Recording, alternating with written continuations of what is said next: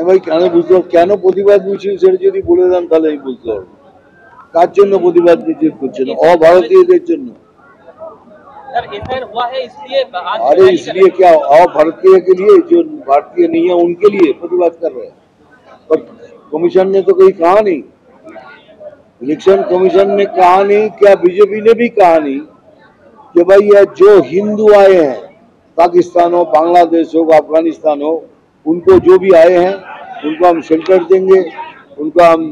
किसी तरह नागरिक बना के वोट देने की लायक बनाएंगे उसी तरह भारतीय जो मुस्लिम है वो भी वोट देंगे लेकिन इसके अलावा कौन है जो है अभारतीय है जो भारतीय नहीं है उनके लिए मिছিল कर रहे हैं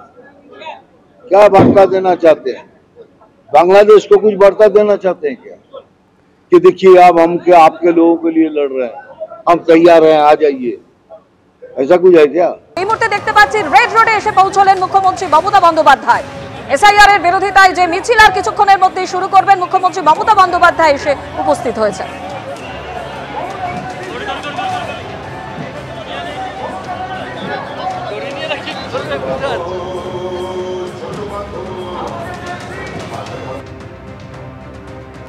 এসআইআর এর বিরোধিতায় রেড রোডে আম্বেদকরের মূর্তির সামনে থেকে মিছিল আপনারা দেখলেন মুখ্যমন্ত্রী মমতা বন্দ্যোপাধ্যায় এসে উপস্থিত হয়েছেন অন্যদিকে সোদপুরে আমাদের প্রতিনিধি উজ্জ্বল মুখোপাধ্যায় উজ্জ্বল তুমি যেমনটা বলছিলে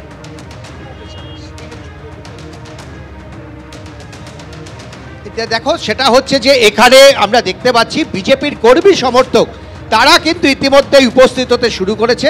এবং তারা আসছেন 3টা থেকে মিছিল হওয়ার কথা এবং এখান থেকে মিছিল আগর পাড়ার ওখানে তেতুলিয়া মোড় বলে একটা মোড় আছে সেই পর্যন্ত যাবেন এবং এই গোটা মিছিলটা নেতৃত্ব দেওয়ার কথা শুভেন্দু অধিকারী আজকে বিজেপির পক্ষ থেকে যে কর্মসূচি ডাকা হয়েছে তা হচ্ছে পরিবর্তন যাত্রা অর্থাৎ তারা মনে করছেন যে পরিবর্তনের সূচনা শুরু হয়েছে এবং সেই কারণেই আজকে মিছিল এবং একই সঙ্গে এই মিছিল থেকে নিশ্চিতভাবেই তারা এসআইআর এর যে পক্ষে সেই স্লোগানও কিন্তু উঠবে কিন্তু এখনো পর্যন্ত গোটা মিছিলটা ঘিরে একাধিক অনিশ্চয়তা রয়েছে এবং শুভেন্দু অধিকারী খুব স্পষ্টভাবেই জানিয়েছেন যে হাইকোর্টের অনুমতি ছাড়া তিনি কিন্তু কিছু করবেন না অর্থাৎ আরও কিছুক্ষণের অপেক্ষা তবে বিজেপির কর্মী সমর্থক তারা কিন্তু ইতিমধ্যেই প্রস্তুতি নিতে শুরু করেছেন মিছিল সাজাতে শুরু করেছেন তাদের দাবি আরও বহু মানুষ আসছেন উত্তর 24 পরগনা এবং উত্তর কলকাতার বিভিন্ন অংশ থেকে কর্মী সমর্থকেরা তারা এখানে এসে পৌঁছাবেন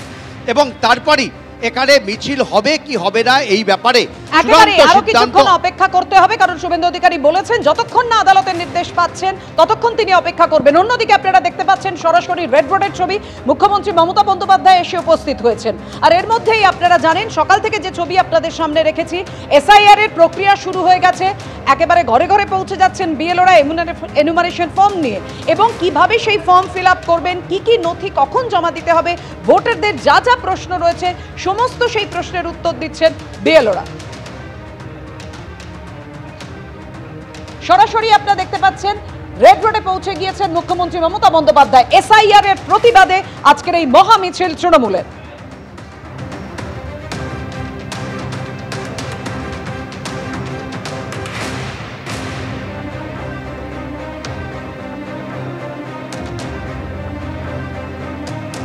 যে কথা বলছিলাম আজকে এসআইআর এর প্রক্রিয়া শুরুর দিনই বিএলওরা যখন বাড়ি বাড়ি পৌঁছে যাচ্ছেন এসআইআর এর প্রক্রিয়া শুরু করতে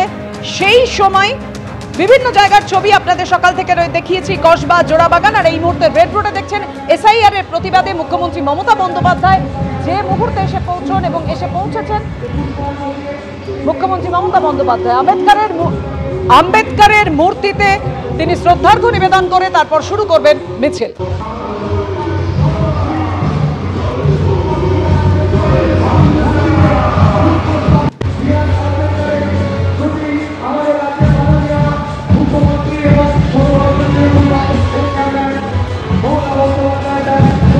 আম্বেদকরের মূর্তিতে শ্রদ্ধার্ঘ্য নিবেদন করে আর কিছুক্ষণের মধ্যেই মিছিল শুরু করবেন তৃণমূল নেত্রী মমতা বন্দ্যোপাধ্যায়